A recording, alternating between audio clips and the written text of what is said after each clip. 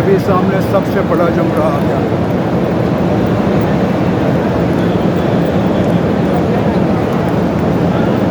सबसे बड़ा शैतान, ये लोग उसको कंकरियाँ मार रहे हैं। सबसे बड़े शैतान।